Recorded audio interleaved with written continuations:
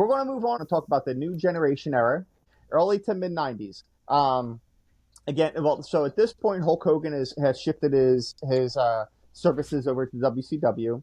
The new era, the new generation era, really brought in the gimmick era. Okay, you had a guy that was a repo man. You had a clown. You had a dumpster, a trash collector.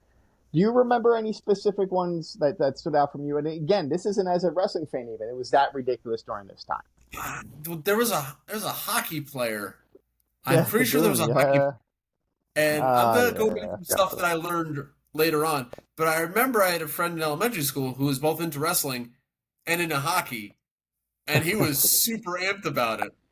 He was super amped. Now I'm not gonna tell you how old I was. 'Cause I'm not showing you my age, but he was super amped. So there's definitely a hockey player. I'm pretty sure there was a plumber.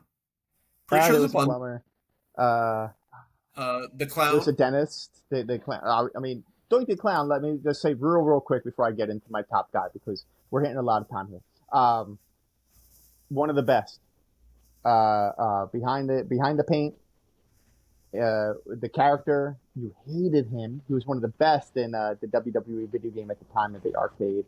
Kids don't know that. It was an awesome time. You're missing it. Anyway, praise to Doink. He made a clown gimmick work and be one of the most iconic because of the work he did, not just because of how ridiculous it was. Okay, new generation era. We're really, in my opinion, talking about three things. Okay, introduction. Oh my goodness, introduction of the Undertaker. Okay, we Oh, have there Shawn you go. Michaels.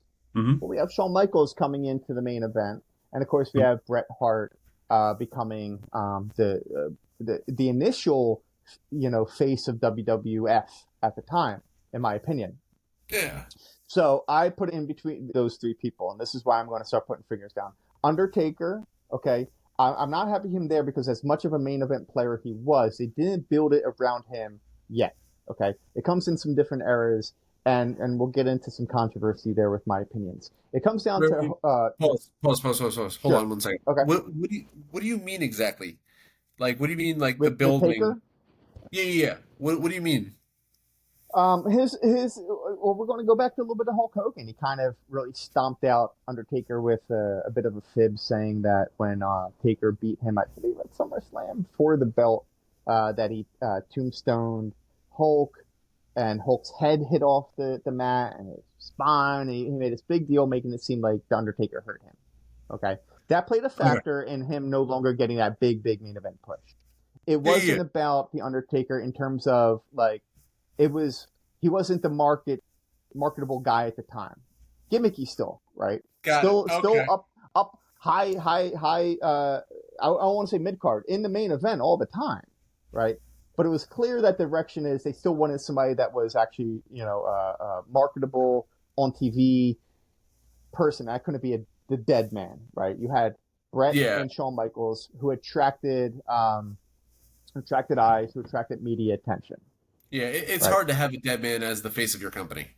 Yeah, and we're Like, talking still a bit of kayfabe. I mean, it really started to bust up with characters like the Goon and Duke the Dumpster, Drozy. So coming back to it, I'm gonna go with Shawn Michaels. I'm going with Shawn Michaels because of his continued longevity with WWE. With Bret right. Hart and the Montreal Screwjob, Bret leaving, um, I think that Shawn Michaels was more of the catalyst for the storyline popping in their rivalry on screen, Yeah. right? They were both so good in the ring, technically and selling, right? And technically and selling, that I don't want to put them on equal. I put Brett above Shawn in that sense, Right. you know. Um, but Shawn overall was more of a complete package for me. So Shawn Michaels, the new generation era MVP, Can I interrupt you for 1 second? Two things of real course. quick. First Yeah, thing, for the folks at home, the Montreal screw job, it's a big deal. It's a big don't deal, but it's something that we don't will start, talk about. don't start, don't start, don't It's also start, don't. explosive. I'm just saying it's important. It's historically significant. Historically significant, Mr. Referee. It will never not be. But I'm saying don't because I mentioned Bret Hart, and don't get me all hot. I'm not Don't trying to. I'm just don't do saying that. that as a conversation we will have at another time, sir. Which is nice because with Bret Hart out of WWE's main camera scope, he is now over in WCW, and this is a WWFE driven lift. Okay, this has nothing to do with WCW wrestlers during these times. Okay, And may I interrupt you for that second point? yeah, What are qualities that make a main guy? Like yes. obviously he's got to be able to wrestle, but like what else? Like Well, you say, look, which is nice, yeah, but like yeah, give us it some shifts. quantifiable. That's a great question because it shifts depending on the era, right? The We get golden age was about the look, right? yeah, that was The all the like the massive yeah. steroid era. Like seriously, I mean, there's no other way to really say it if you're going to talk about the view, right? If I say steroid era, everybody knows that they're all pumped up. I don't take steroids. Oh, it's just the angle. I'm sure it's just the angle. That's well, except that camera. I'm selling myself out. The when you're on camera, it adds 10 pounds. So I I probably look didn't like want to be the Jack the one to tell Skeleton you in real that, life. but Yeah.